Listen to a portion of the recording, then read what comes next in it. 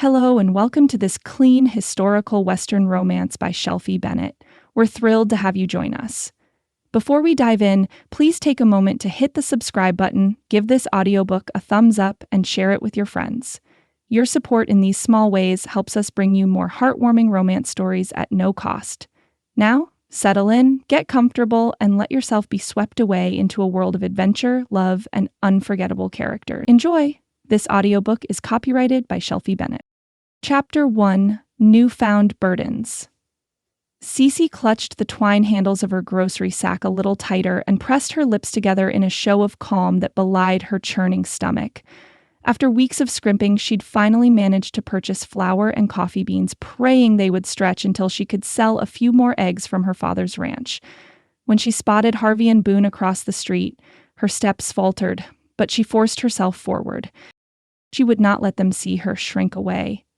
Harvey's shoulders rolled back as he stepped onto the boardwalk, blocking her path. "Well, if it ain't the half-breed," he drawled, pronouncing every syllable like an accusation. The groceries seemed to double in weight in Cece's arms, yet she held herself tall. She was more than their scornful stares. Boone, a little wiry man with a constant sneer, sidled closer. "Haven blood," he muttered just loudly enough for her to hear. He flicked a glance toward her sun-bronzed face and the faded calico dress she wore. "No wonder trouble's been brewing in town ever since you showed up." Cece's heart hammered. She'd been born here, spent nearly all her life in Fremont Gulch. The only difference was that her mother had been Comanche, a heritage these men regarded with hate. She swallowed the bitterness threatening to clog her throat. "Step aside, please," she said, voice steady. Harvey crossed his arms. "Got no reason to let you pass so easy. Maybe we want to see what's in that bag." His gaze swept over her, from her scuffed boots to her braided hair, like she was a curiosity at a carnival. She refused to respond to such contempt. Still, the knot of dread between her ribs grew tight as a snare. She inched sideways, hoping to slip around them, but Harvey mirrored her movement, an ugly smirk lighting his features. Boone gave a low chuckle. "Ain't got your pa to protect you, do you?" Grief pricked her at the mention of her father. She smoothed down her skirt with one hand, struggling not to let them see how their words sliced her inside. "Leave me be," she managed, voice quiet yet unwavering. The street around them hushed. A few curious onlookers pretended not to stare, but Cece felt every gaze boring holes into her pride. She braced herself for what might come next, desperately praying these men would get bored and move on. But their stance made clear this wasn't going to be that simple. Each passing second hummed with tension, a coil tightening until she feared it would snap. She breathed in, firmed her grip on her groceries, and prepared to fight for her dignity if she must, even in a place that had never cared to extend any to her.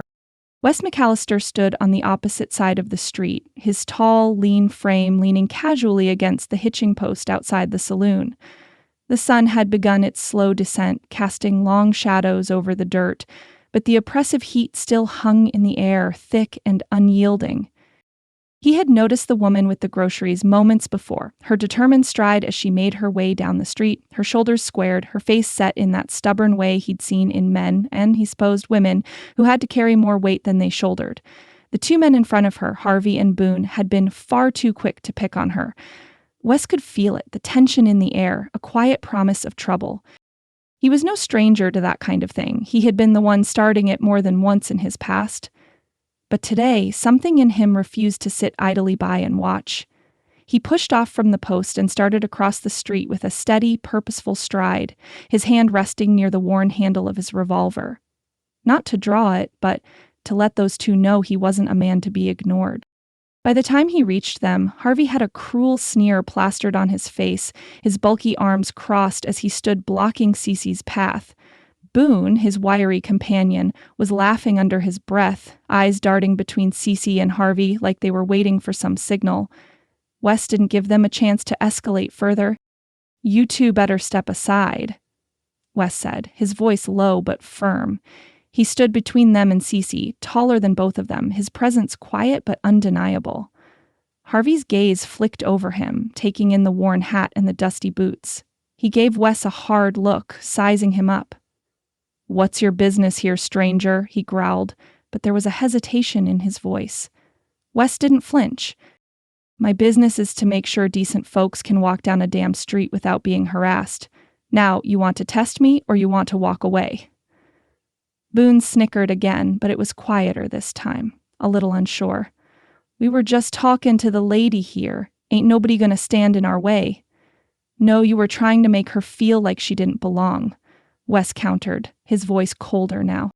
"So, here's how it's gonna go. You leave her be, or you leave in a hurry." Harvey's eyes narrowed, a spark of defiance in them. But something in Wes's unyielding stance made him hesitate. Boone shot him a glance, clearly looking for the same reassurance, but neither of them wanted to push it further. A tense moment passed before Harvey stepped back, cursing under his breath as he waved a dismissive hand at Cece. "We'll let you off easy this time, girl," he muttered. Then he turned to Boone and the two of them slinked off toward the saloon, muttering insults. But the energy had shifted. They knew better than to push things further. Wes turned slowly to look at Cece, his stance relaxing just a fraction. He tipped his hat to her. "You all right?" Cece's heart still raced, the weight of their words and stares pressing against her chest, but she managed a small nod. "I'm fine, thank you," she said, her voice steadier than she felt. She wasn't sure what to make of him yet, this stranger who had come out of nowhere. Was he another one of those men who only stopped to fight when it suited them? Before she could ask or say anything else, Sheriff Beaumont appeared at the corner of the street, his boots heavy against the wooden planks of the boardwalk. He glared at Wes first, then at Cece, as though he could read the situation in the dust. "I don't want no trouble in my town," Sheriff Beaumont said gruffly, his sharp eyes flicking between the two of them. "And I don't want to see you two stirring things up, either." Wes stood tall, meeting the sheriff's eyes without flinching. "I'm not here to cause trouble, Sheriff. Just trying to keep a lady from being pushed around." The sheriff didn't soften, but there was a flicker of understanding in his gaze. "Just remember, there's a line between standing up for someone and making it worse. Stay on the right side of it." Wes nodded, tipping his hat in the sheriff's direction. Cece felt the brief but solid weight of the moment, the relief of being free of Harvey and Boone, but she wasn't sure what to make of the man who had stepped in for her. Was he as straightforward as he seemed, or was there something more to him, something darker? Wes turned to leave, his boots kicking up dust as he walked away, his shadow long and lean in the fading light. Cece stood there for a moment, uncertain. She wasn't used to receiving kindness from strangers. Not without some hidden cost. She'd seen men like him before, men who intervened for no reason other than to settle some personal score or claim a favor later, but for now all she could feel was gratitude. Grateful that the tension had diffused, that she could once again take a breath without fearing that things would spiral out of control. Still, she couldn't shake the thought that she might never see him again, and that was just fine. Yet something stirred in her chest as she watched him disappear down the street. It wasn't just gratitude. There was curiosity there, too, a question that hovered in the back of her mind. What was it that made him stop? She didn't have an answer yet. But there was time enough for that. Cece's fingers trembled as she slid the few coins across the counter. She tried not to look at Mr. Woodrow as he took the money, his weathered hands slow and deliberate. The shelves around them creaked with the weight of supplies, flour, salt, canned vegetables, and the soft hum of the store was almost soothing, if not for the uncomfortable silence that hung between them. "Mixed folks always bring trouble," Mr. Woodrow muttered under his breath, his voice low and bitter. The words weren't meant for her ears, but they landed like a slap against her skin, sharp and searing. Cece didn't flinch, though it took every ounce of strength not to. Her fingers curled around the change that rattled in her palm. A moment of hesitation, and then she forced a smile that felt more like a grimace. "Thank you," she said, her voice tight as she reached for her sack of groceries. Mr. Woodrow didn't respond. He didn't need to. His narrowed eyes followed her as she turned and made her way toward the door, like she was nothing more than a troublesome gust of wind he wished would pass. She kept her gaze fixed on the ground, refusing to let her shoulders slump. Every day in this town, it felt like another weight was added to the pile. She didn't know how much more she could carry, but she didn't have a choice. The door creaked open, and the warm afternoon light flooded the small space. Outside, the dusty street seemed no different than it always had, but it felt colder to Cece today. Colder because she knew no matter how hard she worked, no matter how much she gave, she would never be enough for the people here. Not with her bloodline. Cece's hand tightened on the grocery bag as she stepped into the street, her boots kicking up little clouds of dust. The street was still, too still, like the quiet before a storm. She forced herself to keep walking, even though she could feel every set of eyes on her, every whisper that passed between townsfolk. She would get home, and that would be that. But then, she spotted him. Wes McAllister stood leaning against the hitching post, his long legs stretched out in front of him, one boot casually hooked over the bottom rung. His dusty hat sat low over his brow, but she could feel his eyes on her, steady, calm, not full of judgment like the others. The lines of his face were soft, with something unreadable, but there was no malice there. She thought about turning back, pretending she hadn't seen him. He had already done enough for her today, and the last thing she needed was more attention. But before she could make her decision, he pushed off the post and walked toward her, his movements slow but purposeful. "Hey," he called, his voice surprisingly gentle for a man who had so easily sized down Harvey and Boone. "I just wanted to say I'm sorry for earlier. I didn't mean to cause a scene." Cece looked at him, his words catching her off guard. She had expected him to walk away without a word, to leave her in the same place she had always been, alone, with no one to help, no one to understand. But here he was, standing in front of her with an apology in his eyes. "It's all right," she said, forcing herself to look up at him. "I'm used to it." He nodded slowly, as if he understood something deeper than she had said. He shifted his weight, his eyes scanning the street behind her. "Doesn't make it right," he said quietly. "No," she agreed softly, her voice catching for just a moment. The lump in her throat was too big to swallow, but she pushed it down. "But it's what it is." They both stood there for a moment, the silence between them heavy. She felt something in him, something that mirrored her own exhaustion, but she wasn't sure what it was. A shared sense of being the outsider, maybe, or just a mutual understanding of the weight of the world. Finally, Wes shifted, his gaze drifting to the sack of groceries in her hands. He raised an eyebrow, his voice teasing in a way that made her heart skip. "You sure you're not needing a hand with those? Seems like you've got your hands full already." Cece looked down at the sack and then back up at him. "I can manage," she said, trying to keep her tone light. It was only half true. She had grown used to carrying more than her share, more than anyone could expect. She had learned how to balance it, how to carry the weight of others' expectations even when it made her heart ache. But Wes wasn't finished. "Your ranch still needin' help?" he asked, his voice steady but with an undertone of something, concern maybe, or something else she couldn't quite name. Cece hesitated, the question hanging between them like an unspoken offer.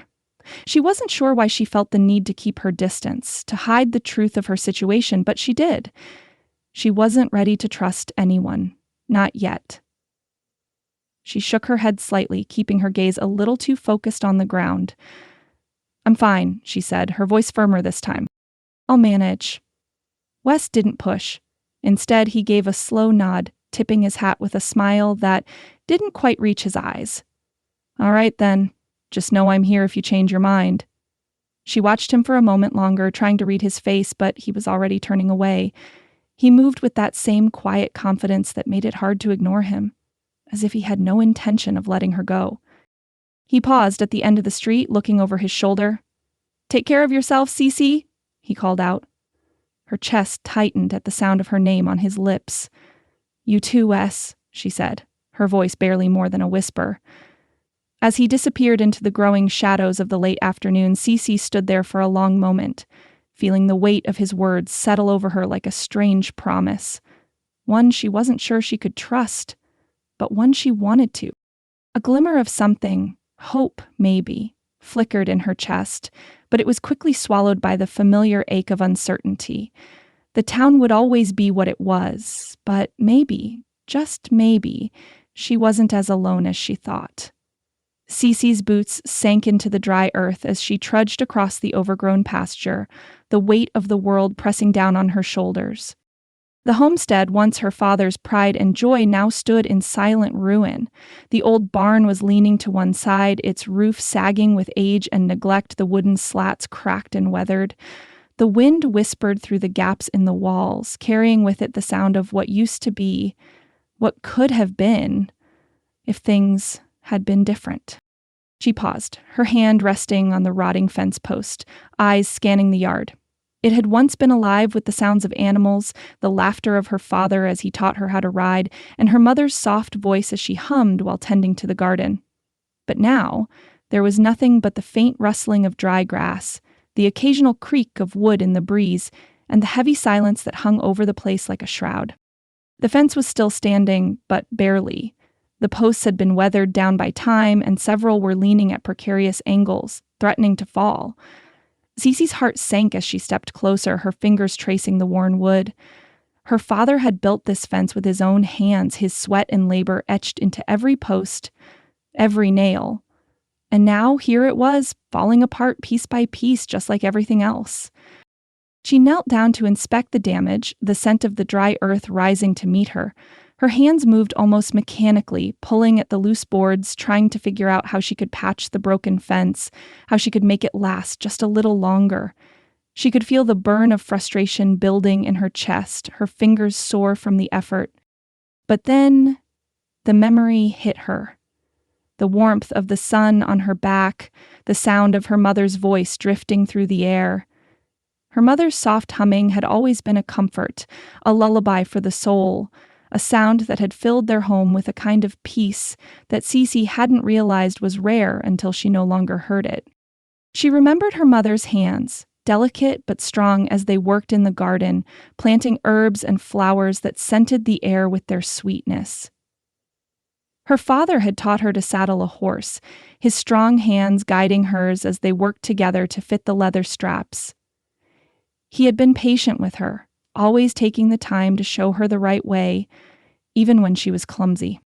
She could still see him standing next to her, his back straight and proud, watching as she fumbled with the reins. But now those memories felt like ghosts, like whispers of a life that could never be again. Her father had passed, and her mother had followed shortly after, leaving Cece to fend for herself. There was no one left to teach her, no one to help her fix the things that were broken. She was alone. The wind shifted, stirring the dry grass at her feet, and for a moment she closed her eyes, letting the breeze wash over her. She could almost hear her mother's voice again, soft and reassuring, as though the years hadn't passed at all. "You're strong, Cece. You're capable. You can do this." But even as she remembered her mother's words, doubt crept into her heart. Could she really do this? Could she keep this ranch running on her own with no one to help her? The work was endless, and it was always just her and the land was unforgiving. She wasn't sure how much more she could give before she had nothing left. Cece stood up, wiping the dirt from her hands, and looked out across the homestead. The wind tugged at her hair, ruffling it around her face, but she didn't move. There was nothing more she could do here today.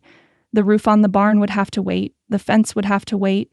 She had done all she could, and still it felt like it wasn't enough. A hollow ache settled in her chest, and for the first time in a long while, she allowed herself to feel the weight of it. The loneliness, the exhaustion, the constant battle to keep things together. It was too much. She wasn't sure how much longer she could hold on. As she turned to head back to the house, a sigh escaped her lips. The house, like the barn, was in no better shape. The roof leaked when it rained, the windows were drafty, and the doors creaked with every gust of wind. It was a far cry from the home she had once known, the home that had been filled with love and laughter. Now it felt cold and empty, just like everything else. Cece's eyes moved across the land one last time, the fading light of the afternoon casting long shadows over the property. She wasn't sure if she could do this, if she could keep everything going. But one thing was certain. She wasn't ready to let it go. Not yet. She would fight. She would fight for this ranch, for the memories of her parents, for the life they had built here. It was all she had left. With a last, lingering look at the barn, Cece straightened her shoulders, squared her jaw, and walked back toward the house. The road ahead wasn't clear, but it was hers to walk, and she would walk it. One step at a time. The sound of hooves approaching drew Cece's gaze to the horizon, where a rider emerged from the dust. The horse's hooves clicked steadily against the dry earth, its rider silhouetted against the pale sky. She stood still, her heart thudding in her chest, uncertainty blooming inside her like a knot she couldn't untangle. The stranger was tall, with a steady posture that suggested confidence, though not arrogance. His hat was pulled low over his brow, and his duster coat fluttered slightly as the horse trotted toward her, a few strands of dust swirling in its wake.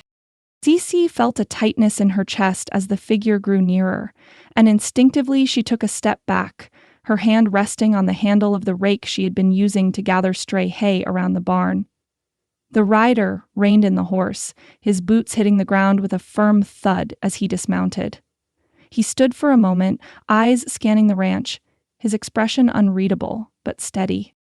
Then he looked directly at her, a small, respectful nod accompanying his words.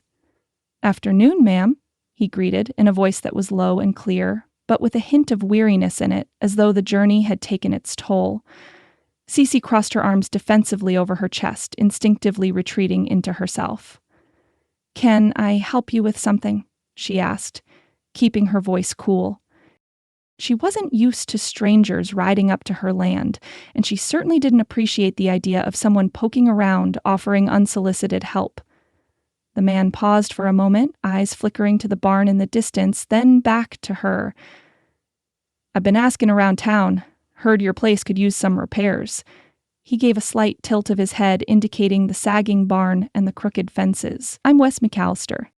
I was hoping you might need an extra pair of hands." Cece's brows knitted together. She didn't like the idea of some unknown man showing up on her land, no matter how earnestly he spoke. "I can handle things just fine, thank you," she replied, her tone firm but not unkind. Wes stood a little straighter, his gaze not pleading but calm. "I didn't mean to impose, ma'am," he said, the hint of a smile tugging at the corner of his mouth. "I've been traveling for a while, and I could use a little work. If you've got some fences that need mending, I'd be happy to do it in exchange for a meal, maybe a little wage if things improve around here." His offer hung in the air between them, simple and sincere. Cece's mind raced, the wariness and suspicion rising within her. She wasn't sure if she could trust this man, or if it was even wise to let him help. What if he asked for more than she could give? What if he caused trouble? Or worse, had a reason for being here that she couldn't fathom? Still, the silence between them stretched, and the creak of the barn's decaying wood seemed louder in the absence of words. She turned her head slightly, her gaze shifting to the worn-out fence, the splintered wood that needed fixing, the gap where the cattle had been escaping more frequently in the last few days. The work was endless, and her strength had been wearing thin. The thought of one more task to complete, of struggling alone with no one to help her, made her stomach tighten. She glanced back at Wes. His expression was patient, waiting but not demanding, and something about his quiet assurance made her hesitate. For the first time in days, the weight of the ranch, the pressure of it all seemed a little less heavy. He was offering to help, nothing more, no strings attached. Cece let out a slow breath, her shoulders sagging slightly as she weighed her options.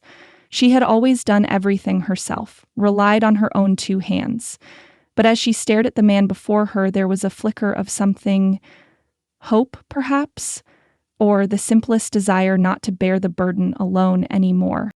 "I can't promise much," she said, finally uncrossing her arms, the hesitation still lingering in her voice. "But if you're serious about it, I'll take your help. There's a lot to fix around here." Wes nodded, the faintest of smiles gracing his lips. "Thank you, ma'am. I'll get started on those fences right away." He moved with purpose, heading toward the pile of old timber and tools she'd been meaning to use. She followed his movements for a moment, unsure of how to feel, before finally turning back toward the house.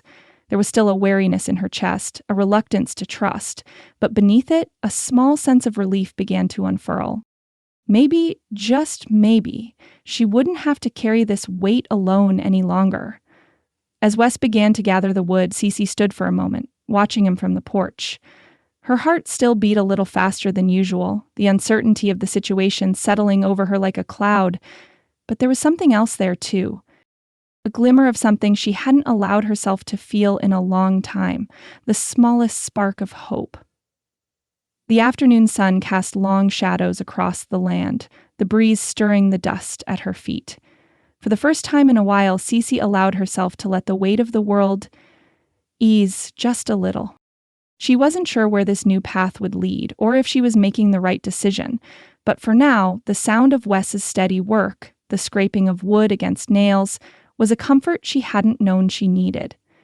As she turned back to the house, the light seemed a little warmer, the world a little less empty. Perhaps, for once, the burden didn't have to be hers alone. Chapter 2: Building Trust. The steady rhythm of hammering echoed through the dry, sun-baked air as Wes worked to set the last of the new posts into the ground. His shirt clung to his back with sweat, dust coating the edges of his sleeves, but he moved with practiced ease, each swing of the hammer deliberate and sure. Cece stood nearby, securing the wire between posts, her fingers deftly twisting the metal, the repetitive task almost meditative in its simplicity. She caught herself glancing at him from time to time. He was focused, his face serious, brow furrowed as he worked. There was a quiet intensity to the way he moved, as though every motion was deliberate, thoughtful. The muscles in his back shifted beneath his worn shirt as he lifted the hammer again, and Cece couldn't help but notice how his movements seemed both effortless and strong, a man who had worked with his hands for as long as he could remember. Cece quickly looked away, pretending to concentrate on the wires she was wrapping around the post. She wasn't sure what she felt. Admiration, perhaps? Or something more? A curiosity that unsettled her more than it should. She had always prided herself on doing everything herself, on handling the work alone, but with Wes, it was different. She had to admit, for the first time in a long while, it felt like the work wasn't quite as heavy with him around. The sun was high, the heat oppressive, and Cece felt a trickle of sweat run down the back of her neck. She grabbed the canteen from the ground and walked over to Wes, who paused to wipe his brow with the back of his hand. He glanced up at her, his face lit with a quiet, reserved smile. "Thought you might be thirsty," she said, her voice slightly hoarse from the dry heat. She handed him the canteen, watching as he unscrewed the cap and took a long drink. "Appreciate it," Wes said, his voice warm but low, a hint of something unspoken in his eyes. He handed the canteen back to her, and for a moment, neither of them spoke. The air between them felt charged, not uncomfortable, but with an undercurrent of something neither of them acknowledged. Cece took a long sip, savoring the cool water as it slid down her throat. She felt the quiet hum of the moment, the shared effort, the way they moved in sync without speaking. Her hands trembled slightly as she replaced the cap on the canteen. It wasn't from the heat, she knew. It was something else. "Where'd you grow up?" she asked, surprising herself with the question. It was small talk, but it felt like it had a weight to it. Wes looked at her for a long moment, as though deciding whether to answer. His eyes were guarded, but there was something in them, a depth that made her curious, something that hinted at a past he wasn't ready to share. "Grew up in a little town up north," he said finally, his voice low and steady. "Life wasn't always easy, but we made do." Cece nodded, not pushing. She understood the language of hard work, of doing what was necessary to survive. She wondered if that was all he would say about it. She didn't press further, respecting the unspoken boundaries they both seemed to share. "And you?" Wes asked, his voice breaking the silence. "Where'd you learn how to handle all this?" Cece glanced at the fence, at the posts they had set and the wire they had stretched tight between them. Her hands lingered on the wire for a moment before she answered. "My father taught me how to do it. He was a good man. He didn't have much, but he made sure I knew how to take care of this place." She paused, her throat tight for a brief moment. "He wasn't around long after my mother passed." Wes nodded, though he didn't say anything right away. He understood.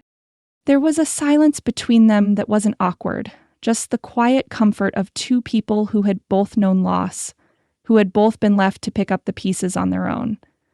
They worked in companionable silence for a while longer, stretching the wire taut, setting more posts. Every now and then, Wes would glance at her, and Cece caught him doing it more than once. She wasn't sure what it was, but something in the way he looked at her made her feel exposed, but not in a bad way. There was something kind about it, like he was seeing her in a way that others hadn't. As the afternoon wore on, their efforts began to take shape. Each post standing taller, the wire pulled tighter, the ranch beginning to look more like the place it once was. Cece felt a flicker of something inside her, a sense of accomplishment, but also a quiet pride in the work they had done together. It was different with him in ways she couldn't explain, not just the work, but the unspoken understanding between them. She caught him looking at her again, and this time she didn't look away. His gaze lingered for just a moment longer than usual, a silent understanding passing between them. She was grateful for the help, but there was something else there too, a flicker of something unspoken, something they'd both sensed but didn't yet name. Wes was the first to break the silence. "You work hard," he said, his voice quieter now, more thoughtful. "Not many people would have kept this place going after all that's happened." Cece's chest tightened, a mix of pride and something else. She didn't know how to answer, so she simply nodded. "It's all I've got left," she said softly, her voice barely above a whisper. "This place, these memories, it's all I have of them." Wes didn't respond immediately, but his expression softened, a rare understanding flickering in his eyes. He didn't need to say anything more. He was here, and he had helped. And for the first time in a long while, Cece felt a little less alone. As the sun dipped lower in the sky, casting long shadows over the land, Cece and Wes worked side by side, the rhythm of their movements in sync. There was an ease to it now, a comfort in the silence between them, and in the way they both understood what it meant to fight for something that was slipping through your fingers. They finished the stretch of fence just as the light began to fade, and Wes straightened, wiping the sweat from his brow. He looked over at her, his expression thoughtful, but the quiet flicker of something else, something more personal, still lingered. "You're doing good here," he said, his voice soft but steady. "You've got a lot of heart, Cece." Cece met his gaze, the weight of his words sinking in. She wasn't used to compliments, but this one felt different. She didn't know how to respond, so she simply nodded, her lips curling into a small, appreciative smile. The day's work was done, but something else had begun, a shift between them, something that neither of them could name yet, but both could feel. Cece had always done everything on her own, but for the first time in a long while, she felt the quiet warmth of a kindred spirit beside her. As Wes gathered his tools and moved toward his horse, Cece stood there for a moment longer, watching him. She wasn't sure what the future held, but one thing was clear. She didn't have to face it alone. Not anymore. Cece's hands moved with practiced ease, ladling the thick, hearty stew into 2 bowls. The rich scent of beef, potatoes, and herbs filled the small kitchen, curling into the air like a warm embrace. The hearth crackled softly in the corner, casting a golden glow across the room as the late afternoon sun filtered through the window, the light soft and gentle as it bathed the worn wooden floor. Wes sat at the small wooden table, his hat resting on the chair beside him, his coat draped across the back. His hands were still covered in dust from the work on the fence, but he made no move to wipe them as he watched her, his quiet gaze steady but not intrusive. Cece placed the bowls in front of him, careful to avoid looking directly at him as she did. Her fingers trembled slightly as she set the spoon beside his bowl, but she quickly pulled her hand away, silently scolding herself. She wasn't sure why it felt different, having him here, sharing this simple meal, but it did. He gave her a small, appreciative smile as he picked up his spoon, the light in his eyes warm but guarded. "Thank you," he said, his voice low but sincere.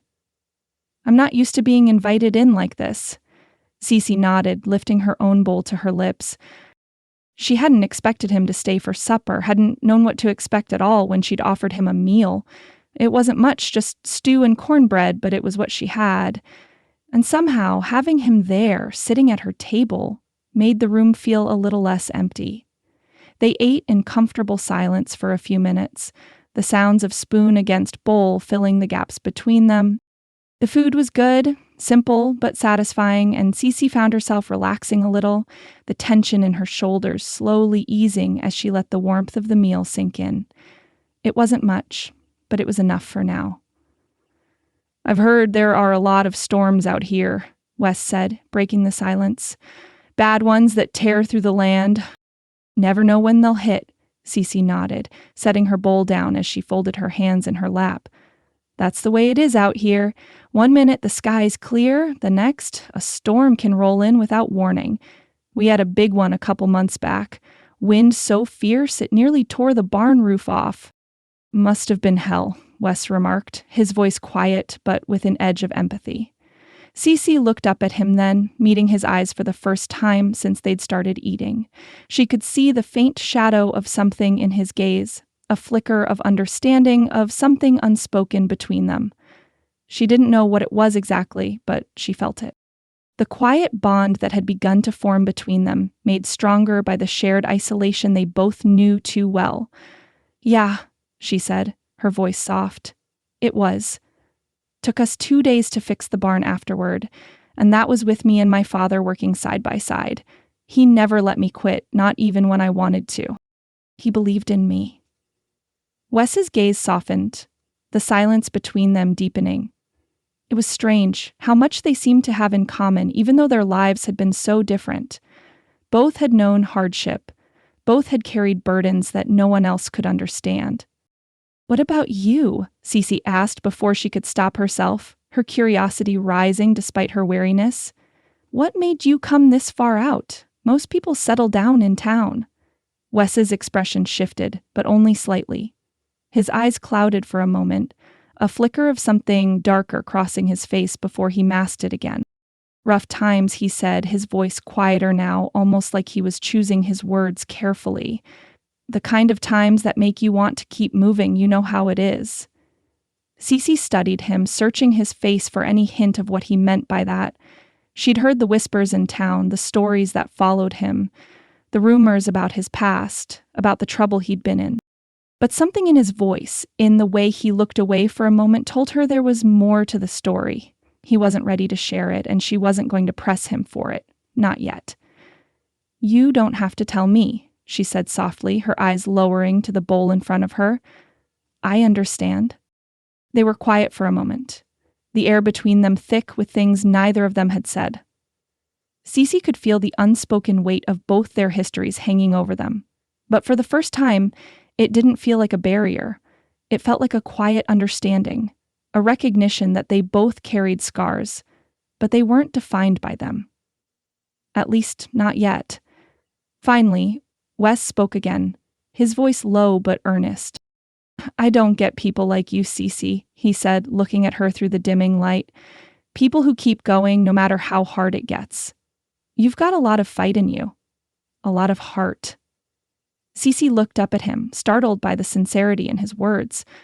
For a moment, she didn't know how to respond. She wasn't used to hearing things like that, not from people who didn't know her, who hadn't seen what she'd had to endure. "I had to learn," she said softly, her throat tightening. "When you're on your own, you don't have a choice. You either keep going, or you let everything fall apart."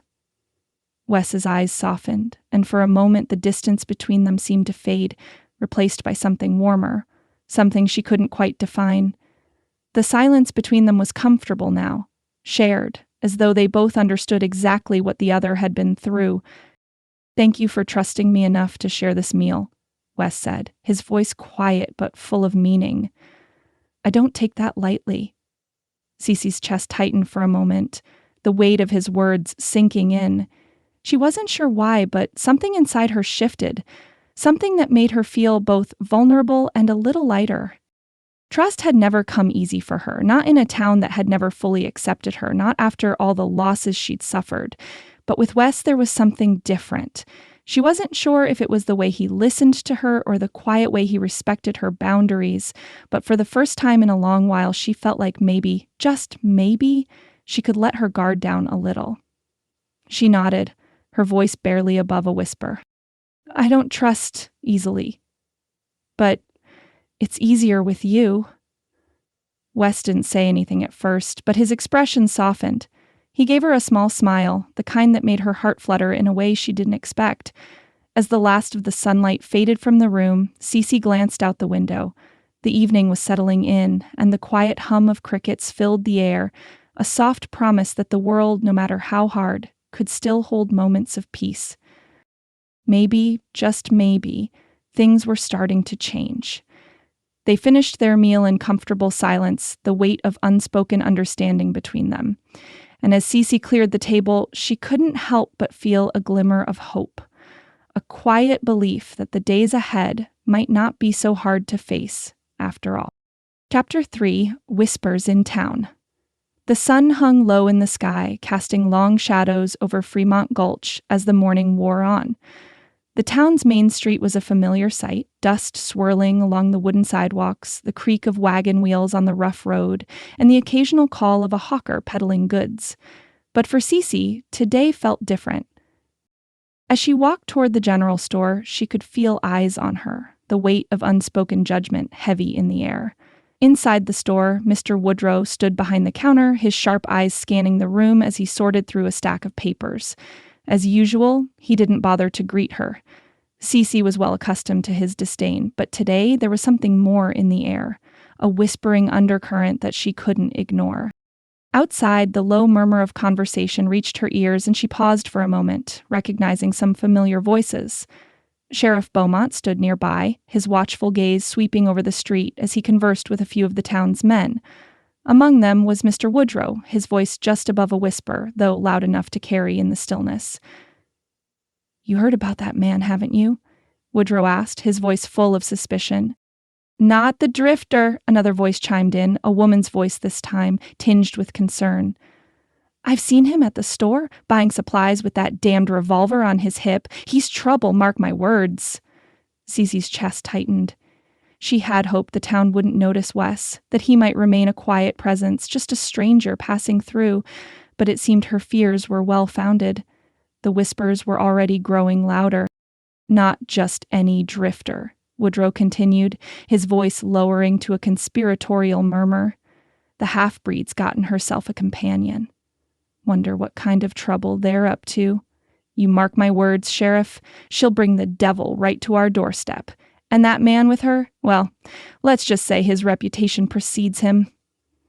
The sheriff's expression didn't change, but Cece could feel the weight of his watchful eyes as they lingered on her.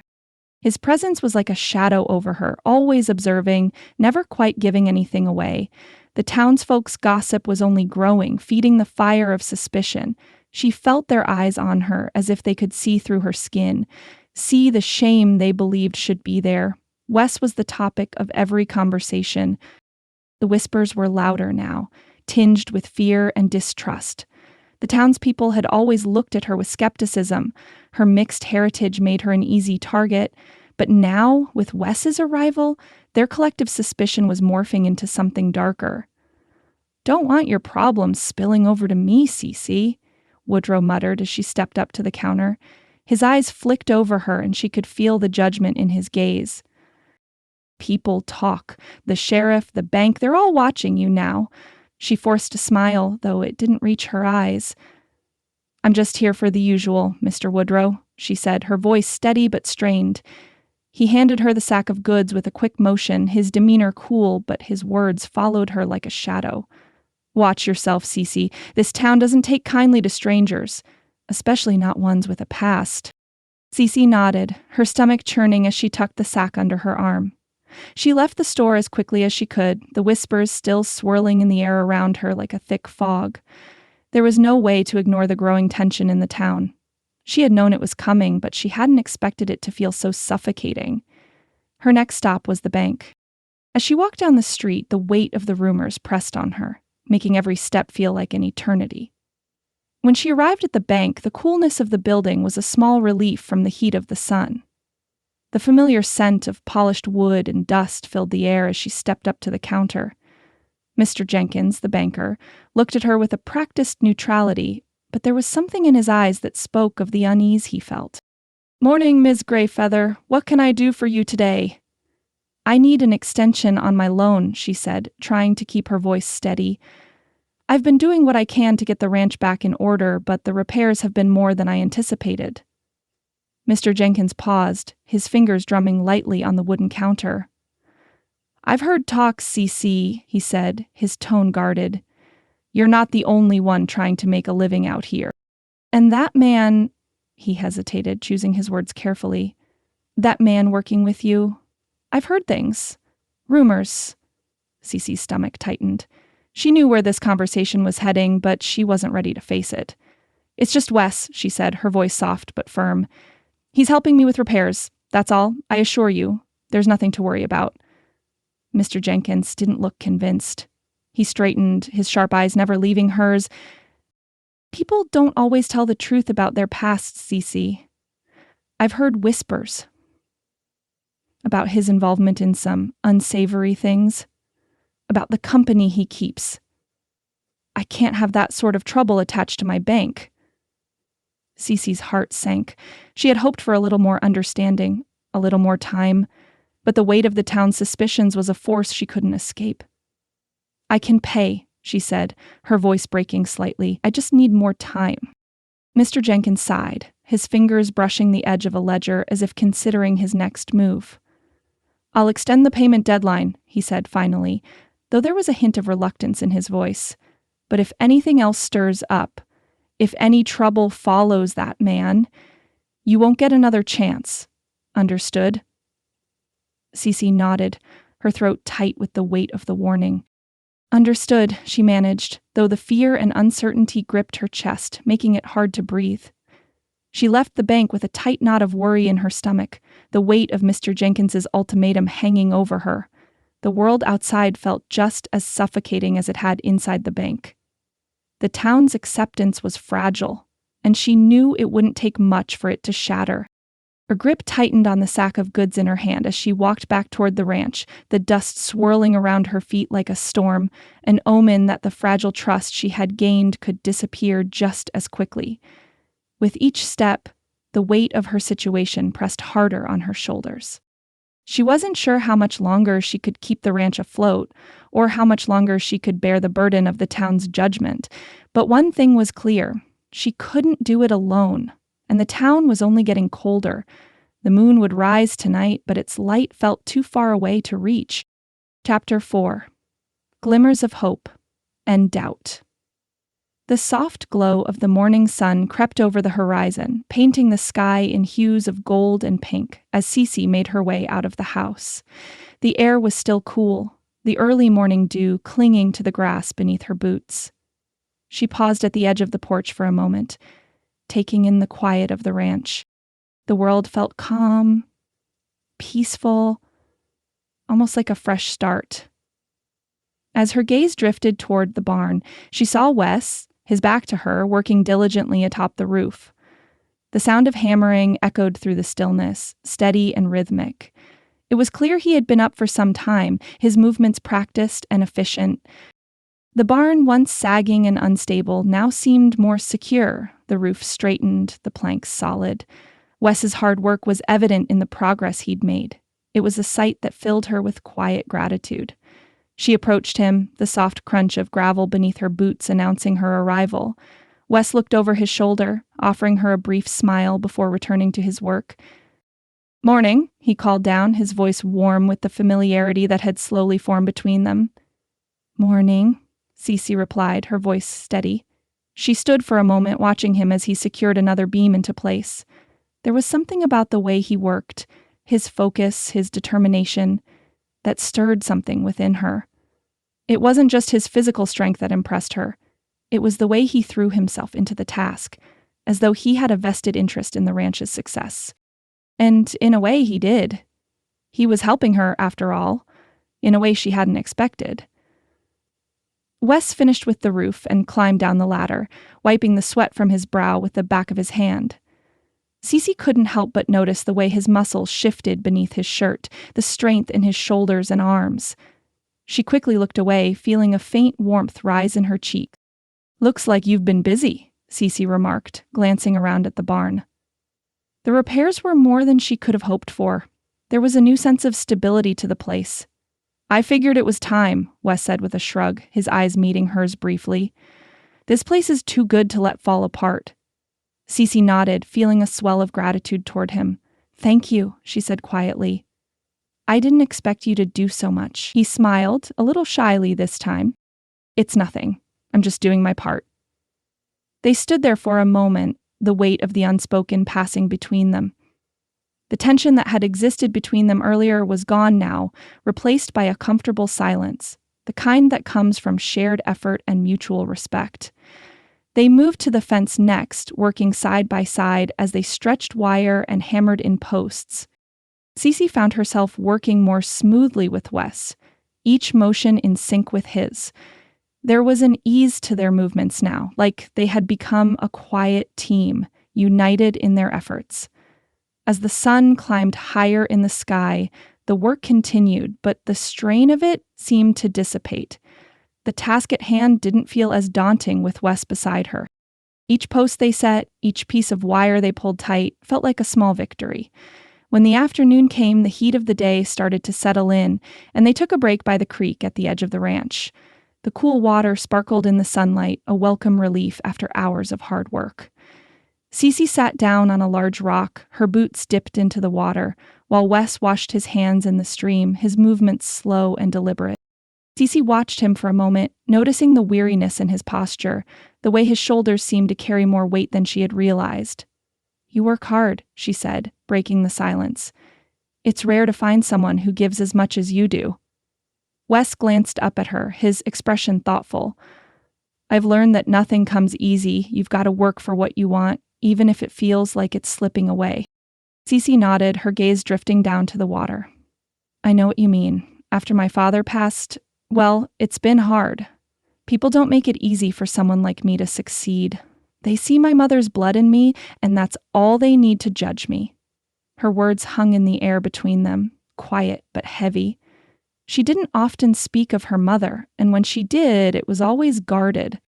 But there was something in Wes' eyes, something that invited her to share, to release the weight she had been carrying alone for so long. Wes's voice was soft when he replied, "I don't think people realize how much we all have to fight to keep going. I'm not proud of everything I've done, Cece," he said, his voice tinged with regret. "But I've been through my share of battles, and they don't let you forget." Cece looked at him then, really looked at him. She saw the shadows in his eyes, the quiet burden he carried.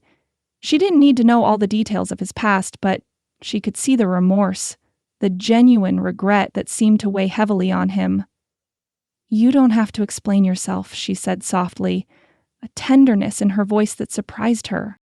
"I understand more than you think." They were quiet for a long moment, both lost in their thoughts. Cece's fingers traced the water's edge, the coolness a contrast to the heat of the day. Suddenly their hands brushed against each other as they reached for the same rock. The touch was brief, but it lingered longer than it should have. Cece's breath caught in her throat, and for a moment she looked at him, her heart beating faster than she expected. Wes's gaze locked with hers, and there was something in his eyes, something she couldn't quite name. It wasn't just the shared moment of touch. It was something deeper, a connection that neither of them had fully acknowledged.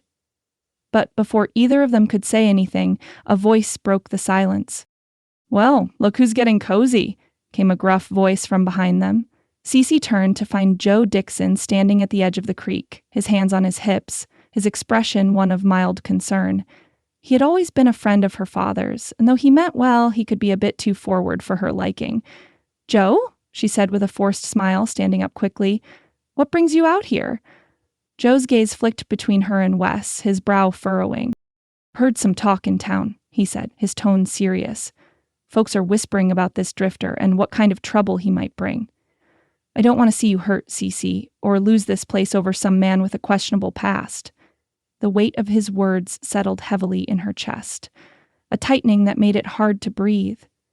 Cece glanced at Wes, whose expression had darkened slightly, but he said nothing. "I trust Wes," Cece said, her voice firmer than she felt. "He's helping me, and that's all. It's more than anyone else has done." Joe studied her for a moment, his expression softening, but the concern didn't leave his eyes. "I just want you to be careful," he said quietly. "The town's not as accepting of outsiders, especially not ones with history." Cece nodded, though the knot in her stomach tightened. She wanted to believe in Wes, to trust that this feeling between them could be something real, something good. But the fear of losing everything, her father's ranch, the only home she had ever known, gnawed at her. As Joe turned and walked away, Cece stood frozen for a moment, the weight of his warning settling over her like a storm cloud.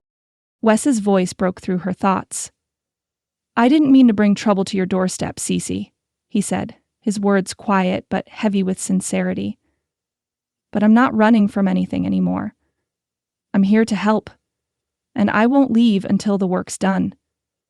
Cece looked at him, her heart torn between trust and doubt. The fading light of the day cast long shadows across the land, and she realized that the decision before her wasn't just about him or the ranch. It was about her own choices, about what she was willing to risk. The sun dipped lower, the shadows lengthening, and Cece stood on the porch, watching the fading light. In the stillness of the evening, she could feel the pull of hope and the weight of the doubts that followed it. Cece's hands shook as she stood by the corral, her gaze fixed on the distant hills. She had been working in the barn earlier, repairing the roof, when a wave of uncertainty overtook her. The words Joe Dixon had said echoed in her mind, a steady hum of worry. "You're trusting him, Cece, but that man's got a past, a dangerous one. What happens when it catches up with him?" Her father's old friend had never been one for subtlety, and his words struck harder than she'd expected. It wasn't just the town whispering about Wes's past. It was Joe, someone she had trusted for years. The nagging doubt, the cold knot in her stomach, it wouldn't go away. She turned her gaze toward the house, watching as Wes worked at the far end of the ranch, his broad back to her. He'd been different the past few days, quieter, more distant. Perhaps he'd felt it too, the unspoken tension that hung between them. She didn't want to doubt him, didn't want to let fear erode what little piece she'd managed to carve out. But something had shifted, and she wasn't sure what. Wes straightened from his task and wiped his brow with the back of his hand. He turned, catching sight of her, his eyes lingering for a moment before he walked toward her, his boots kicking up dust with each step. Cece felt her breath catch in her throat, the weight of his quiet presence pressing against her. "I've got to ask you something," she said, her voice steady but guarded. "You said you'd been through some rough times before, but there's talk in town. People are saying things about you." Wes's steps faltered slightly, his expression unreadable as he came to a stop before her. His eyes narrowed, and for a moment there was a flicker of something in them, a flash of guilt, perhaps, or something deeper, buried just beneath the surface. "I know what they're saying," he said quietly, his voice rough. "It's nothing new." Cece's heart tightened. "And what exactly is it?" she asked, her tone sharper than she intended. "You don't have to tell me everything, but I need to know. What kind of man are you really, Wes? Because the rumors? They're more than just whispers now." Wes shifted, his gaze shifting to the ground for a moment before meeting her eyes again. The hesitation was brief, but it was there. He didn't want to answer, but there was something about the way she looked at him, a quiet, pressing demand for the truth, that made him exhale slowly, as if bracing himself for the words. "People like to tell stories about folks they don't understand," he said, his voice low, as if the weight of his past was an anchor pulling him deeper. "Some of it's true, some of it isn't. I've made mistakes, Cece. Things I'm not proud of, but I'm not that man anymore." Cece looked at him, her chest tight with a mixture of uncertainty and something else. an inkling of understanding, perhaps. She didn't know what to believe. Her heart wanted to trust him, but her mind was still tethered to the warnings, to the fear that his past would catch up with them both. She swallowed, her voice soft. I want to believe you, but the rumors, what happens if they're right? What if it comes after us? Wes' expression softened and he stepped closer, his voice low, the sincerity in it unmistakable. I'm here, Cece. I'm here because I want to help. I've mistakes, but I'm not the man they think I am. The air between them was charged, a fragile moment suspended in time. Cece could feel the weight of his words, the quiet desperation in his voice, and yet she couldn't shake the gnawing uncertainty. She had to protect her home, protect what little she had left. Could she afford to trust him? To believe that he was really a different man? Before she could say anything else, the sound of hooves broke through the quiet. Both she and Wes turned toward the sound of the approaching rider. The sheriff. Sheriff Beaumont's horse trotted up the path, and he reined in with a practiced ease, his boots hitting the ground with a sharp thud. He stood tall, his posture stiff, the weight of his badge a reminder of the law he represented. Afternoon, Sheriff, Cece said, her voice guarded. She had no love for the man, but she had learned to tolerate him, knowing that he was part of the world she had to navigate. Beaumont's eyes flicked between Cece and Wes, his gaze cold and assessing.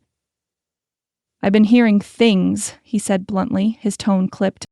Words come through that a certain individual from your past is in the area. Cece's stomach clenched. She knew exactly who he was talking about. Red Hastings. Beaumont continued, his voice low and accusing. I've heard he's been spotted near town.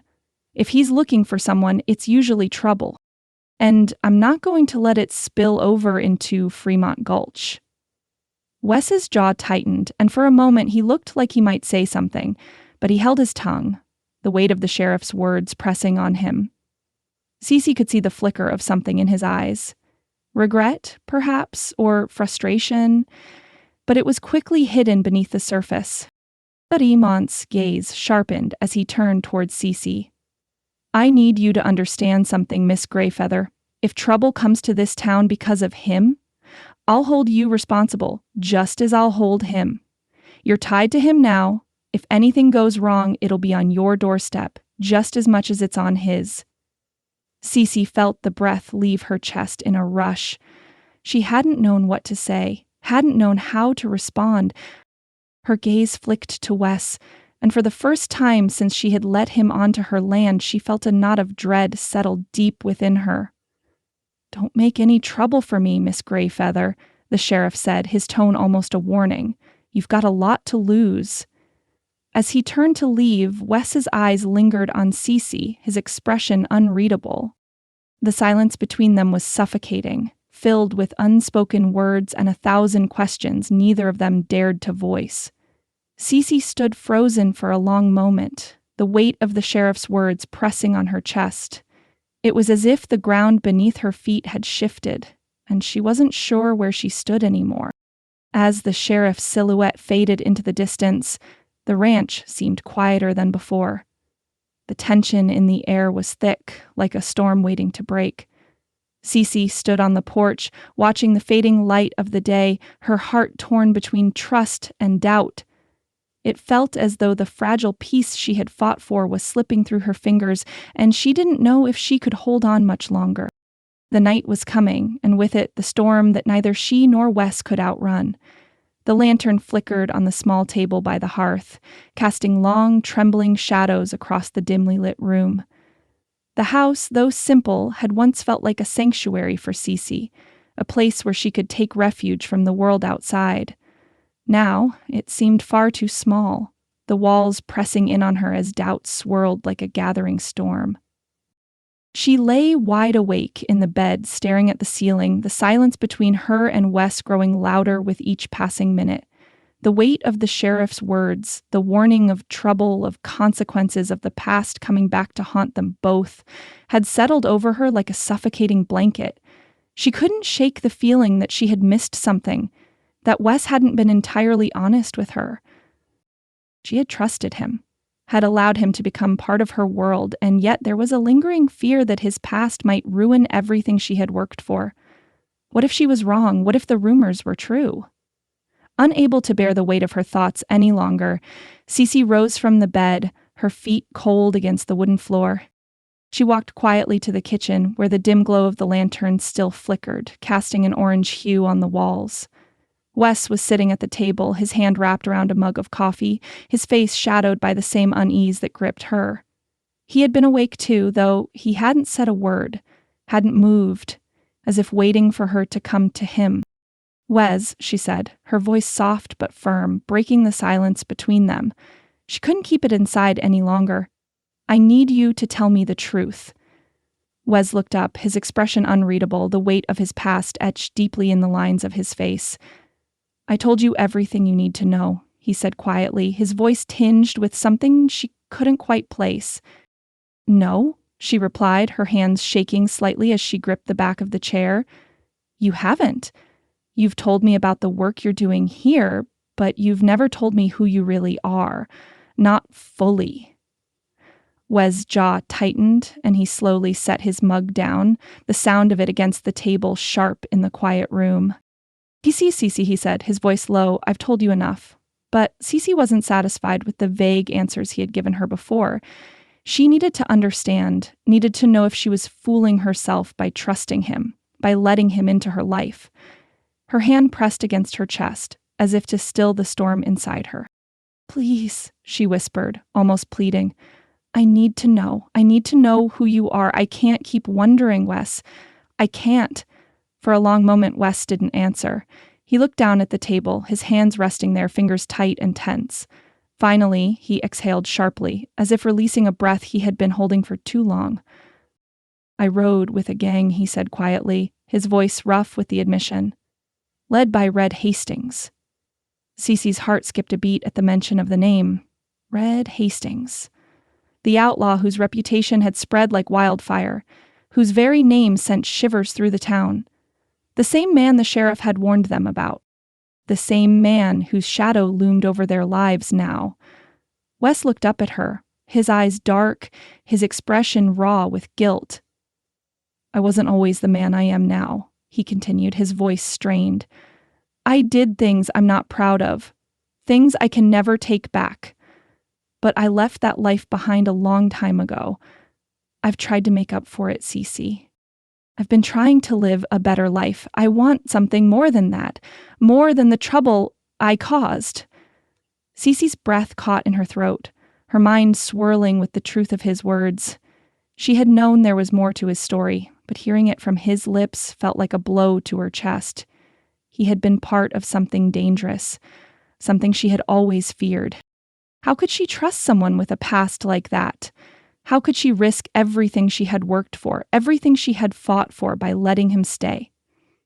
Yet, despite the fear that gripped her, there was a part of her that felt pity for him, an understanding that went beyond the anger and the hurt. He wasn't that man anymore. She could see it in the way he worked, in the way he treated her, in the way he had stepped in to help when no one else had. But could she truly trust him? Could she take the risk? "I don't want to be that man anymore," Wes said, his voice barely above a whisper. "I don't want to hurt you, Cece. I'm not that man. I've paid for what I did, in ways you can't even imagine. But I want to be here. I want to be a better man for you." Cece stood still, the weight of his confession settling over her like a heavy fog. She wanted to believe him, wanted to trust him. But her heart was torn, and the fear of losing everything she had built, the ranch, her father's legacy, made her hesitate. "You should have told me sooner," she said, her voice tight with emotion. "You should have trusted me enough to tell me from the beginning." "I didn't want to lose your trust," Wes replied, his eyes filled with regret. "I thought if I told you, you'd send me away. I didn't want to risk it." Cece's heart ached at the rawness in his voice. She knew he was right. If she had known sooner, would she have trusted him? Or would she have pushed him away before he had a chance to prove himself? For a long time they sat in silence, the tension between them thick and palpable.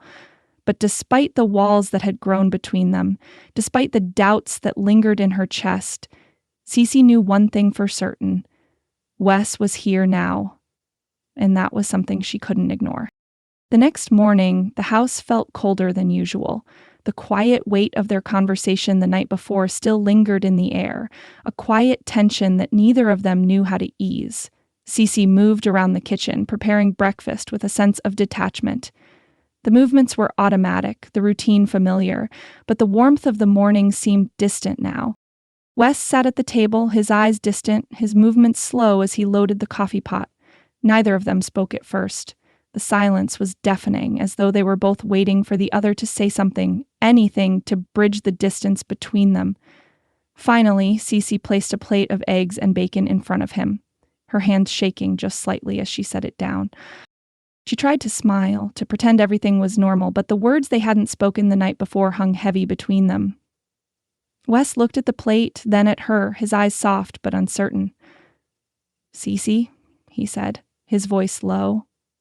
"I'm sorry for not telling you sooner." Cece didn't reply at first. Her eyes were focused on the plate in front of him, her mind racing. She wanted to say something, anything, to fix the rift that had opened between them, but she couldn't find the words. They ate in silence, each of them lost in their thoughts, the cracks in their fragile bond growing wider with each passing moment.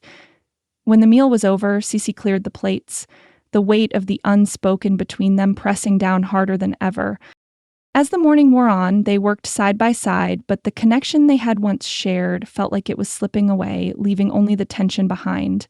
Neither of them knew how to fix it, how to move forward without the trust that had once seemed so easy to build. Cece stood at the window, watching the sun climb higher into the sky. The warmth of the day felt distant, as though the promise of a new beginning had been swallowed by the shadows of doubt. She couldn't shake the feeling that everything was teetering on the edge, ready to fall apart with one wrong move. The day was still young, but Cece already knew the hardest part of the journey was ahead of them both. Whether they could face it together, or if they would be torn apart by the weight of their secrets, remained to be seen. Chapter 5. Threats and Ultimatums. Cece's knuckles whitened as she gripped the edges of the chair in front of the banker's desk. Mr. Jenkins sat across from her, his eyes fixed on the ledger before him, his face the picture of practiced indifference. The weight of the silence hung in the air like the scent of dust and parchment, thick and suffocating. She had heard the faint murmurs of gossip in town, seen the subtle way people had begun to look at her when she passed by, but hearing the words now from Mr. Jenkins himself cut deeper than she had anticipated. "I'm afraid I won't be able to extend your loan," Mr. Jenkins said, his voice even, but there was a hardness in it that made her pulse quicken. Cece's heart thudded in her chest, but she kept her voice steady. "What do you mean? I've been working every day to get the ranch back in shape. The repairs are almost done. The crops are coming in. I've nearly paid off everything I owe." Jenkins didn't meet her eyes. He shuffled some papers on his desk, deliberately avoiding her gaze. "I've heard rumors about your associate, McAllister. People say he's a man with a past, a criminal one at that. I've also heard whispers about Red Hastings being spotted near town. I can't afford to risk the bank's reputation or assets over this. The risk is too great, Miss Greyfeather." Cece's blood ran cold.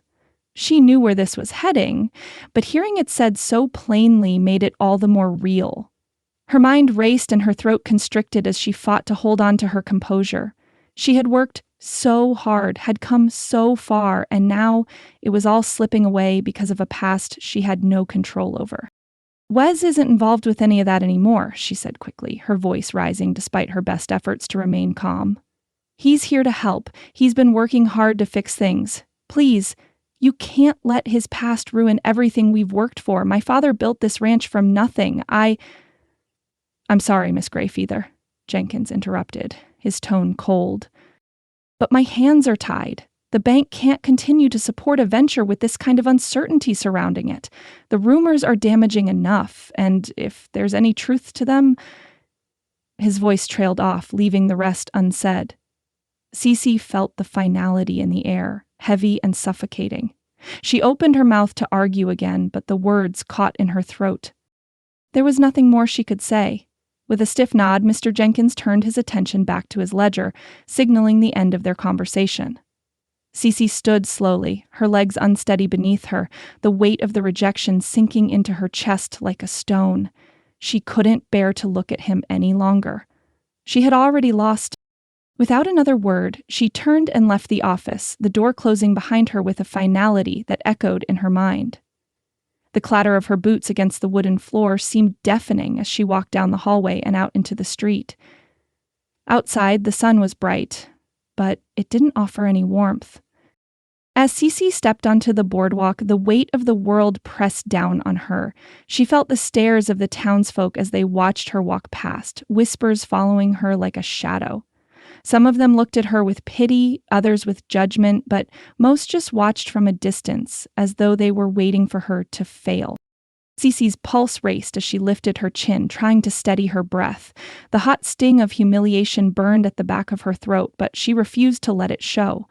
She had been an outcast for as long as she could remember, but now it felt like the whole town was closing in on her. The bank had been her last hope. Without its support, the ranch and everything she had fought for was as good as lost. She could feel the weight of the town's suspicion settling around her like a heavy blanket. It was a cold comfort to know that they'd always seen her as less, but the sting of it now felt sharper than ever. She heard someone call her name, but she didn't stop. She wasn't sure if it was the sheriff or one of the other townsfolk. She couldn't bear to face them, not now. Not with the fear of losing everything weighing down on her. Instead, she hurried to the hitching post where her horse stood waiting. Her fingers fumbled as she untied the reins, the rope slipping from her grasp. She mounted the horse with a trembling hand and urged it into a trot, the hooves pounding against the dirt as she made her way out of town. As the sound of her horse's hooves faded behind her, Cece's thoughts were consumed by the same overwhelming fear. She had no way out of this. Without the bank's help, without the support of the town, the ranch was lost, and with it, all her hopes for a future that was hers to control. The path to the ranch seemed longer than usual, the wind carrying a whisper of uncertainty with every step. Cece gripped the reins tightly, her chest tight with dread. She needed help. She had to find a way to make it work, to save what little she had left. But what if it was already too late? The question gnawed at her as the town faded from view behind her, the uncertainty in her heart growing heavier with each passing mile. The dust kicked up by the hooves of her horse seemed to reflect the swirling thoughts in her mind. Bitter, unresolved, and ominous. The sky darkened quickly, the fading light casting long shadows over the ranch. The wind had picked up, whispering through the trees, carrying with it an unsettling sense of foreboding. Cece stood on the porch, her eyes scanning the horizon, as if bracing for something she couldn't quite name. Wes was a few steps behind her, his posture tense, his jaw clenched in quiet anticipation. He'd been unusually quiet all evening, his mind clearly preoccupied with the same unease that had settled in Cece's chest. But she knew he wouldn't say anything until it was too late, until it was already here. A distant figure emerged from the darkening landscape, riding toward them on horseback. The outline grew clearer with each passing moment, the figure's gait deliberate, steady, and then, as the rider drew closer, Cece's stomach dropped. There, sitting tall on the horse, was the man who haunted her thoughts, who had lingered in her worst nightmares. Earl Red Hastings. His grin was predatory, his eyes cold and calculating. Red's reputation had followed him like a shadow for years, his name tied to every crime and whispered threat across the frontier.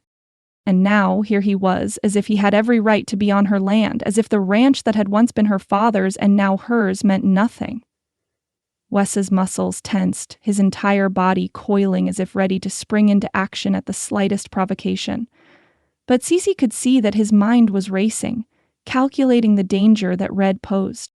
"Evening, Wes," Red drawled, his voice smooth, laced with mockery. He leaned forward in the saddle, his eyes glinting with something cruel.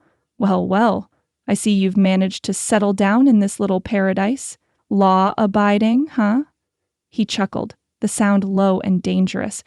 Funny how that works out for men like you. You've never been much for law, have you? Wes's hand twitched at his side, but he didn't move. His jaw clenched as he stepped forward, planting himself between Cece and Red, his stance protective but taut with the knowledge that the situation was about to escalate. I'm not part of your world anymore, Red, Wes said, his voice steady, but with an edge that spoke of the years he'd spent running from the man before him. I'm here to work, to live a life I can be proud of. Red's grin widened, his eyes narrowing with amusement. A life you can be proud of? He laughed, a harsh sound that sent a chill down Cece's spine. You think you can escape your past? You think you can erase the things you've done, the men you've killed?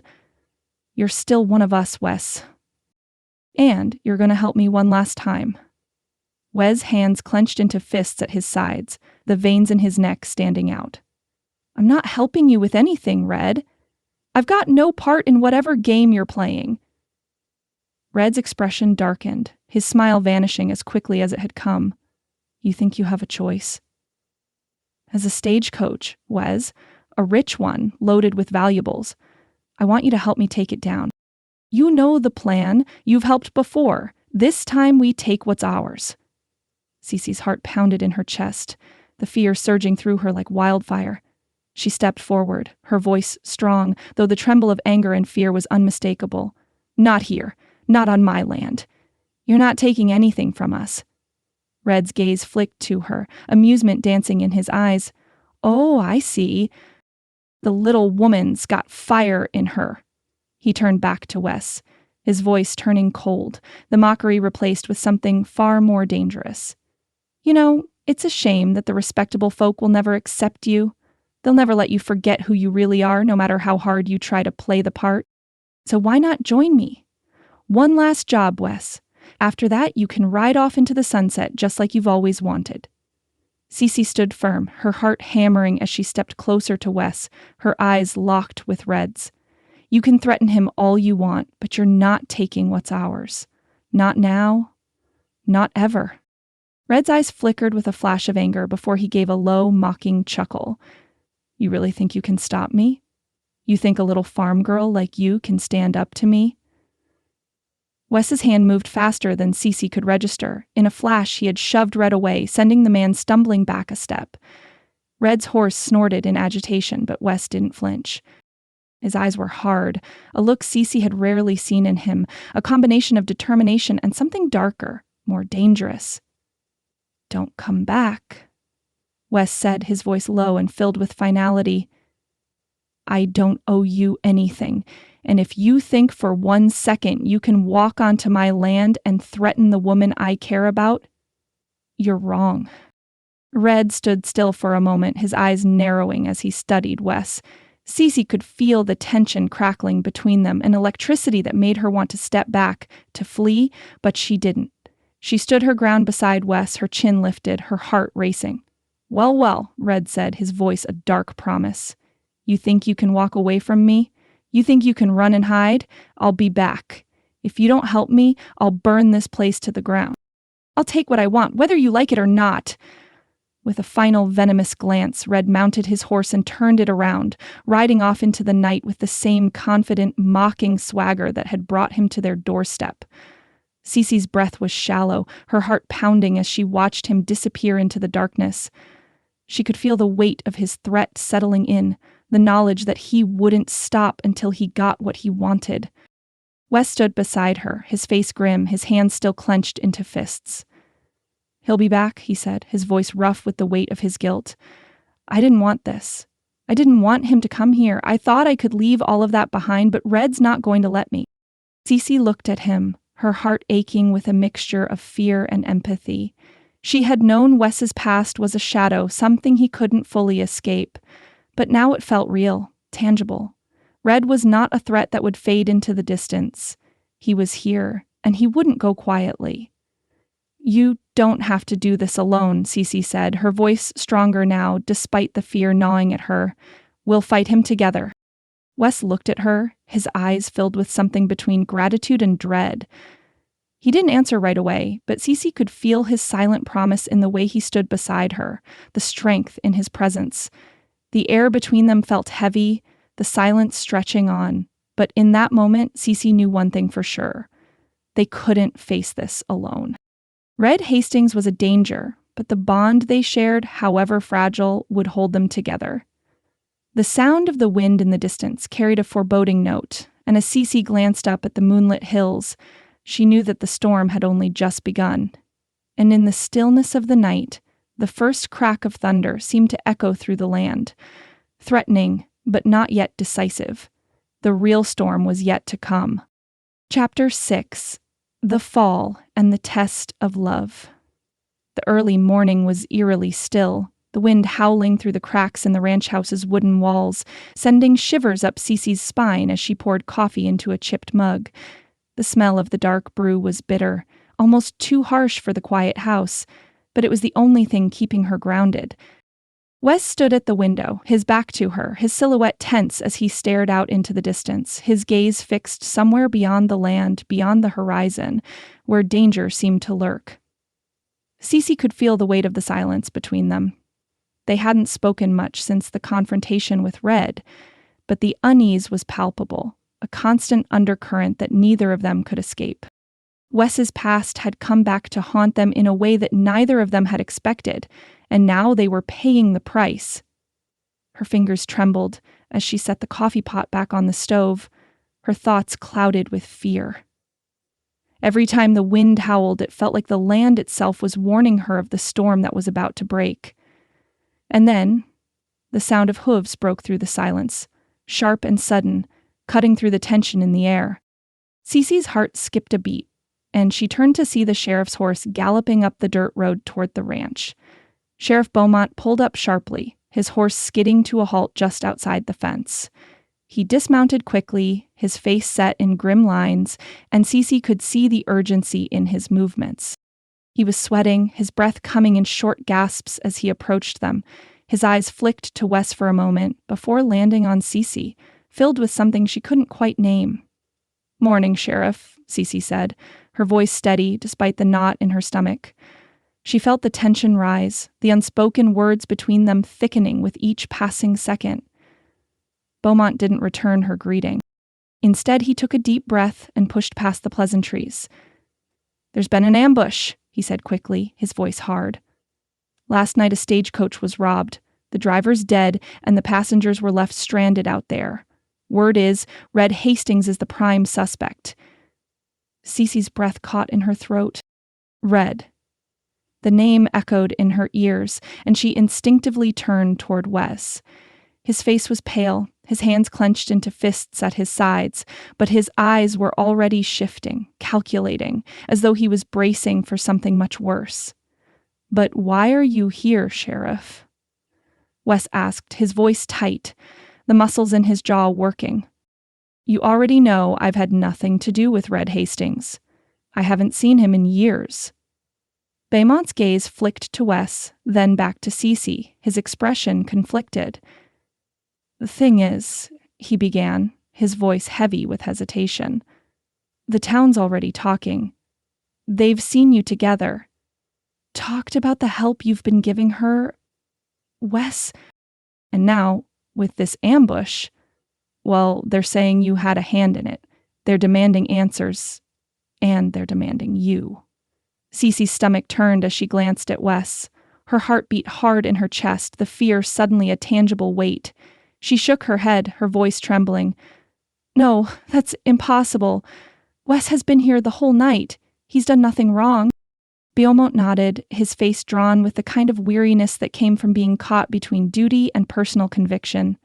"I know, Cece, I know," he said quietly. "But with the way things are going, I've got no choice but to take him in, just for questioning at least. I've got to do it to keep the peace. If I don't, the townsfolk might take matters into their own hands." The words hit her like a physical blow. She could see the conflict in the sheriff's eyes. He didn't want to do this, but the pressure from the townspeople was too much to ignore. The fear in Cece's chest threatened to spill over, but she swallowed it down. "You can't just take him," she said, her voice growing firmer despite the panic that threatened to choke her. He's done nothing wrong, Sheriff. You know that. Beaumont's gaze hardened, though there was a flicker of regret in his eyes. I'm doing what I can to prevent something worse from happening. The vigilantes are already talking, Cece. You don't want them taking matters into their own hands. If Wes doesn't go with me now, it'll look guilty to everyone. And the town will get out of hand. Cece's gaze snapped to Wes. His face was grim, his jaw tight, but he didn't argue. His silence spoke louder than anything else could. He wasn't surprised. He'd known this was coming, and so had she. But that didn't make it any easier. You can't be serious, she whispered, her voice breaking as she looked back at the sheriff. You're going to arrest him? I'm not arresting him, Cece. Just taking him in to question him. That's all. But if this goes further... Cece felt the room spin, the walls closing in. Wes' past had already come crashing into their lives, and now it was threatening to take everything from her. Her ranch, her future, her heart. Wes, she whispered, her voice thick with emotion. She couldn't bring herself to say anything else. The words felt too heavy, too painful. Wes stepped toward her, his face softening, but the guilt in his eyes made her heart twist. I'll be back, Cece, he said, his voice rough, but it held a promise, one that felt like it could break at any moment. I'm not running, I swear, but she wasn't sure if that would be enough. Wes turned and walked toward the sheriff, the finality of his movements as heavy as the weight in her chest. Cece's heart sank, and she could feel the tears burning in her eyes, but she refused to let them fall. This was her fight, too. The sheriff turned his back, leading Wes to his horse. Cece's breath hitched as the two of them mounted and began riding toward town. She stood frozen on the porch, her hands clenched into fists, her body trembling with the overwhelming sense of dread that filled her. She could only watch as they disappeared down the road, the sound of hooves fading into the distance.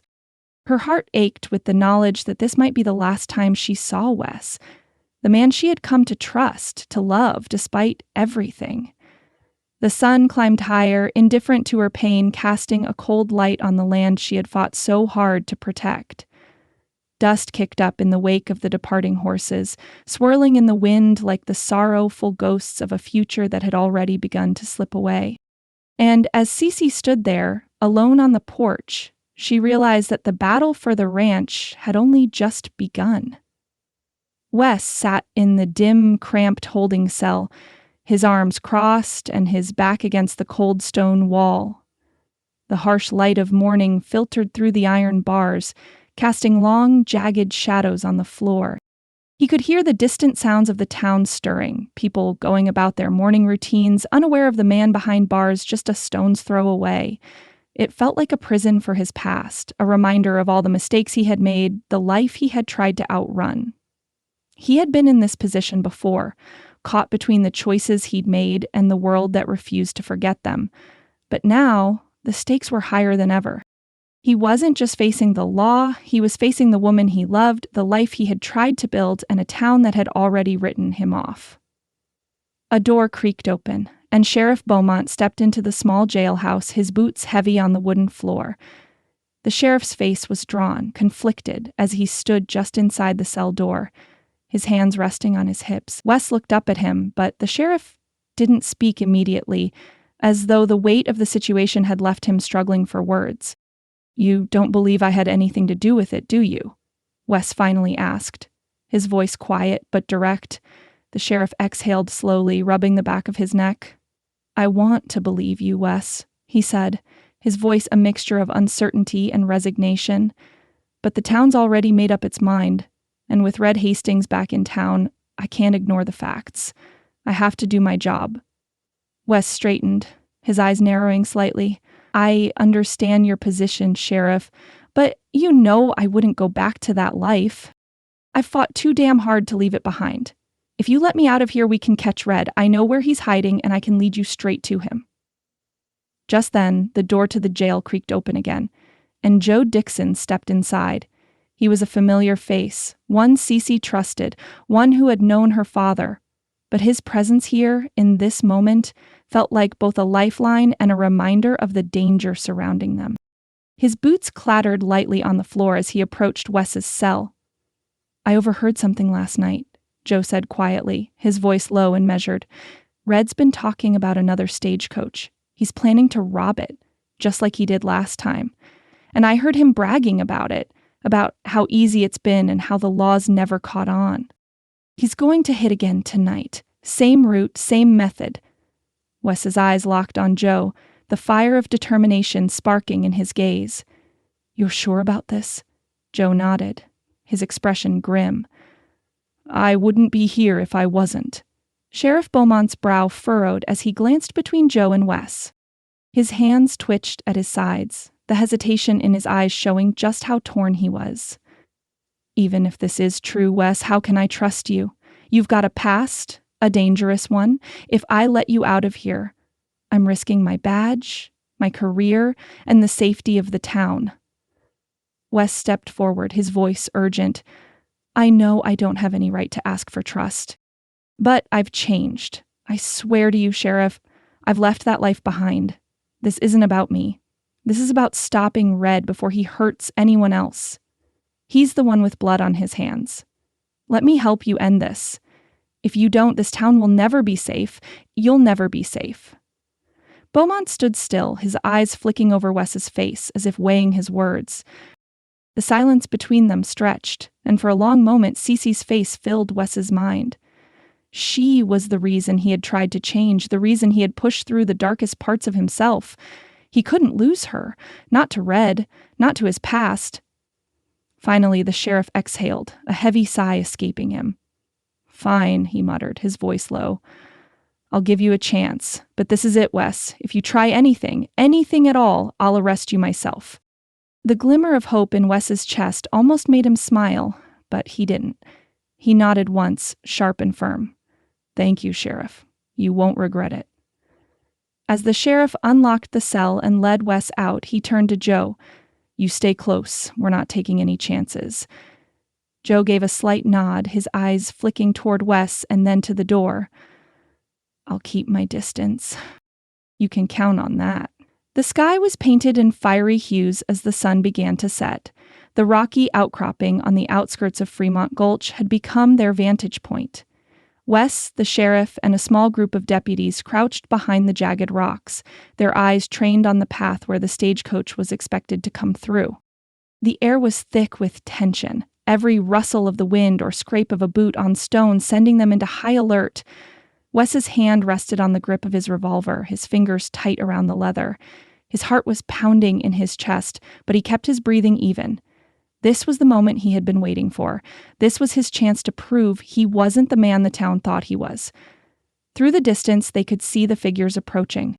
Red Hastings and his cohorts were mounted on horseback, moving swiftly and quietly. Red's grin was wide, his eyes gleaming with the thrill of the impending robbery. Wes's muscles tensed as Red and his men dismounted, preparing to intercept the stagecoach. It was time. The sheriff gave a sharp nod and the group sprang into action. Shots rang out, sharp and unforgiving, as the deputies fired at the outlaws, forcing them to take cover behind the rocks. Wes's heart hammered in his chest, but he pushed forward, moving with the others toward Red. In the chaos, Wes saw Red, his eyes flashing with recognition and fury. Red lunged, grabbing for his weapon, but Wes was faster. He closed the distance between them in a flash, disarming Red in a brutal, up-close struggle. They grappled, fists flying, the weight of Wes's past pushing him forward as he fought to stop the man who had haunted him for so long. Finally, with a twist of his body, Wes sent Red sprawling onto the ground. He held the gun at Red's chest, the barrel pointed directly at his former associate. The stagecoach, now safely passed, continued down the road, unaware of the deadly confrontation that had nearly unfolded in the shadows. "Get up." Wes growled, his voice tight with emotion. "It's over." As the deputies closed in, Red's men scattered, retreating into the darkening wilderness. Red was pulled to his feet by the sheriff's men, his face twisted in a snarl. "You won't get away with this, McAllister," Red spat, his eyes burning with hate. But as Wes looked over at the sheriff, he saw something new in the lawman's eyes. A glimmer of respect. The sheriff nodded, his expression softening as he glanced from Wes to Red. "It's over," the sheriff said quietly, his voice low but firm. "You're under arrest." The tension in the air began to dissipate, the danger fading with each passing moment. The townsfolk who had followed the sheriff stood in silence, their eyes wide with disbelief. Wes had done it. He had proven his innocence. Later, as the dust settled and the last of the deputies led Red away, the sheriff met Wes's gaze, his expression hard but acknowledging. "You were right," he said, his voice rough with respect. "You're not the man they thought you were." Wes nodded once, the weight of the past lifting from his shoulders, if only for a moment. Cece's face filled his mind again, and for the first time in a long while he felt the spark of hope. The sun had set, but for Wes it felt like the first rays of dawn. Cece's heart lifted with each step she took down Fremont Gulch's main street. The morning after the shootout had brought a quiet ripple of change through the town. It was clear in the way people walked, in the way they spoke. The whispers that had once followed her like a heavy shroud were beginning to thin. Here and there, townsfolk greeted her with a nod or a small tentative smile. They hadn't forgotten their suspicions, but the events of the previous day had carved a new understanding into their hearts, one that Cece had never dared hope for. Wes, though, was the one on everyone's mind. His bravery had spread through the streets like wildfire, each retelling adding another layer of respect to his name. The law had cleared him. He had risked his life to protect the stagecoach passengers, putting himself in the line of fire to prevent another robbery, something that the townspeople hadn't expected from the man they had once thought was a dangerous outlaw. It wasn't long before Cece caught sight of Mr. Jenkins, the banker, walking toward her from the direction of the general store. His face was still tight, his expression a little too careful, but there was a subtle change in the air around him, a shift in the way he carried himself. "Miss Greyfeather," Mr. Jenkins greeted, his voice slightly gruffer than usual.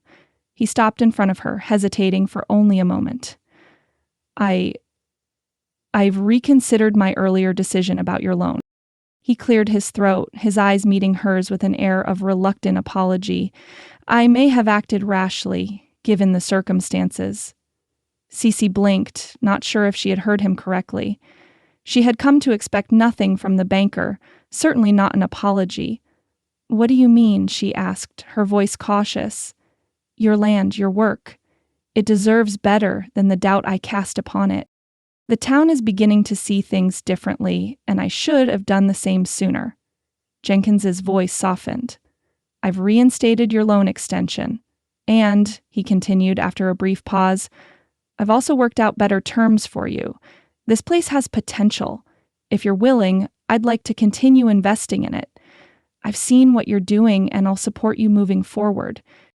Cece felt a surge of relief wash over her, so strong it almost knocked her off balance. Her hands trembled as she extended them toward him. "You mean it? You're—" "I'm willing to put my faith in your future," Mr. Jenkins said with a nod, his usual stern expression softening ever so slightly. "And I'll make sure the others in town know it too." Tears stung at the back of her eyes. The weight of the past weeks, of all the pressure, the fear, the uncertainty, seemed to slip away in that moment. For the first time in a long while, she allowed herself to believe that maybe, just maybe, she and the ranch had a chance. Later that morning, inside the bank's office, Cece sat across from Mr. Jenkins, signing the new paperwork. Her hands shook as she penned her name, but it wasn't from fear anymore. It was from the relief that filled her chest, the sense of possibility that bloomed anew. The ink on the page seemed to cement the future she'd once feared she might lose forever. As Mr. Jenkins handed her the final papers, she realized something deeper. She wasn't just signing for a loan extension, she was signing for a new life, one that she could share with Wes, one where the weight of the past didn't have to define her or her home. "I'll make sure the repairs are done properly," Mr. Jenkins said, his tone lighter now. "And the town will help too. I've spoken with a few folks. There's some support here after all." The sense of community that had once seemed so distant began to feel real. It wasn't just a promise, it was action. The town had started to see her, to see what she and Wes had built here together. As Cece left the bank, her steps light with the knowledge that the future was hers once again, she made her way back to the ranch. She didn't rush. Instead, she took in the landscape. The land her father had fought for, the land that was now hers to fight for. As she passed the freshly repaired fence, she saw Wes standing near the barn, his posture relaxed, though there was a tiredness in his shoulders that made her heart ache. She approached him slowly, her boots crunching softly against the dirt as she closed the distance between them. Wes looked up, a faint smile tugging at the corner of his lips when he saw her. "Everything all right?" he asked, his voice steady but with a hint of concern as he noticed the look on her face. Cece stepped up beside him, her heart full. She didn't need words to convey what she felt. She simply reached for his hand, her fingers threading through his.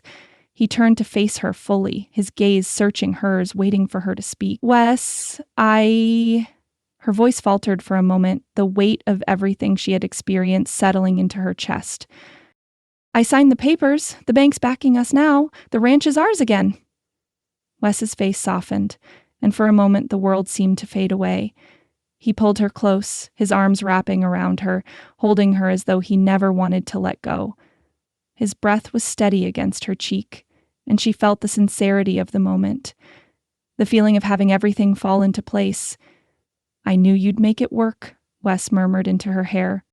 "I knew you'd fight for it." Cece smiled, her heart swelling with the emotion of the moment.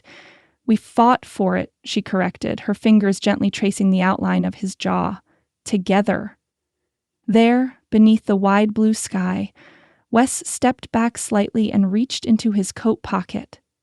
Cece's breath caught in her throat as he pulled out something small, something that glittered faintly in the morning light. "I don't have much," he said quietly, "but I want to give you something that's mine to offer, something that says I'm not going anywhere, that we're in this together forever."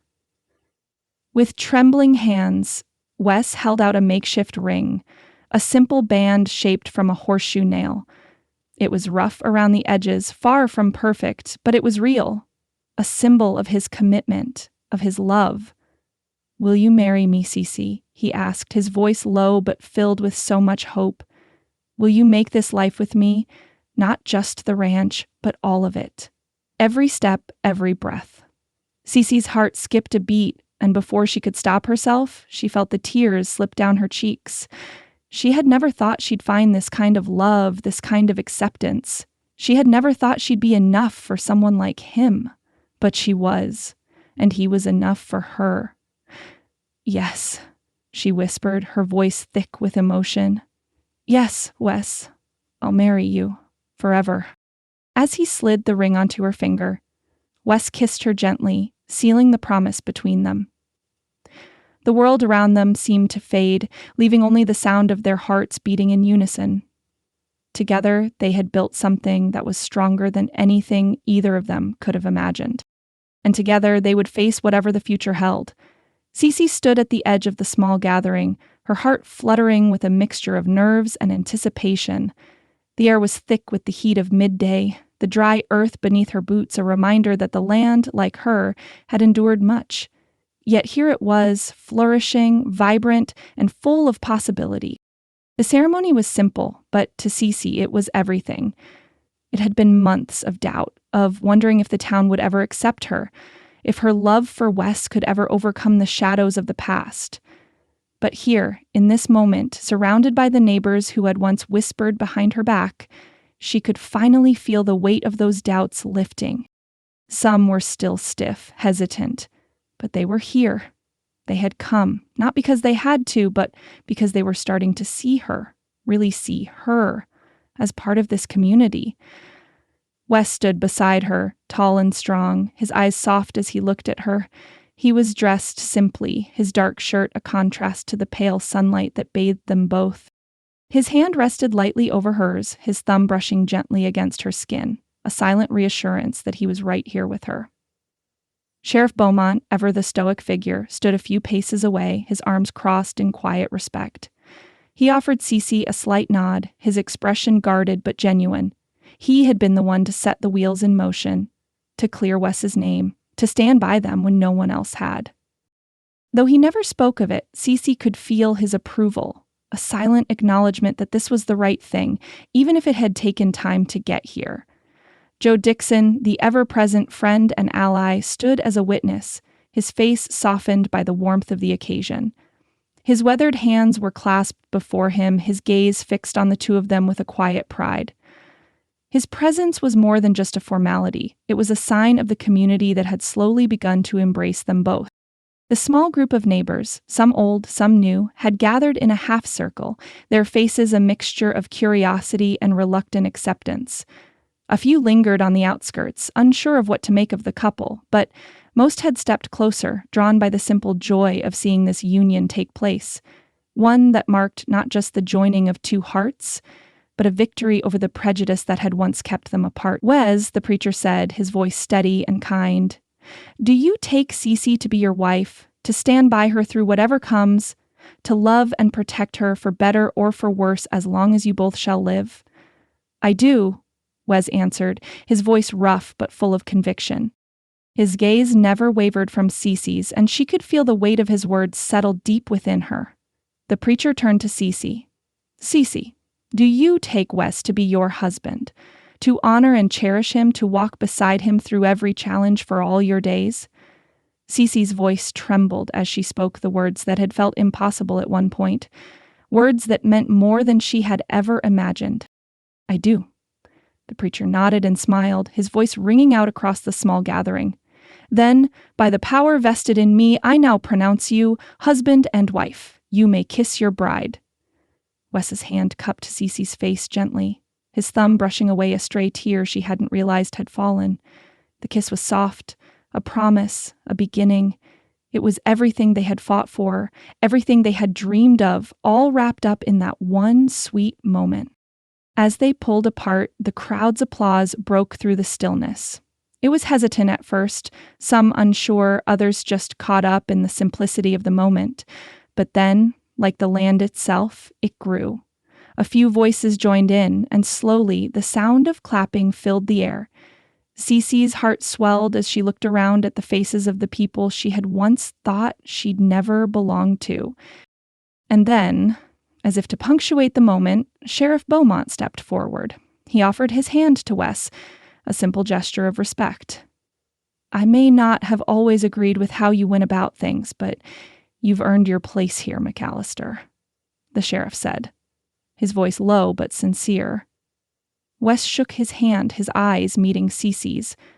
For the first time, there was no longer any doubt, no more suspicion, no more whispers. They were a part of this place now, a part of this life. The weight of the past had been replaced by the possibility of the future. As the crowd began to disperse, some offering congratulations, others simply nodding in quiet acknowledgement, Cece felt a lightness she hadn't known in years. She had fought for this, fought for the chance to prove herself, to prove that she and Wes belonged here. Now, with their hands joined, she knew she was no longer an outsider. They had both earned their place. The sun hung low in the sky, casting golden hues across the land, and as Cece looked out over the ranch, she saw it as it had always been meant to be, hers, with Wes beside her, with the promise of a future they would face together. Wes, she said softly, her voice filled with awe, we did it. We did, he replied, his smile warm, his arm around her shoulders, and it's just the beginning. Together they walked toward their future. The land that had once been a symbol of struggle, now transformed into a testament of their love, their resilience, and their new beginning. And as the day slipped into night, Cece knew that the love they shared, born from hardship and tested by time, would flourish just as the land had, just as their future would.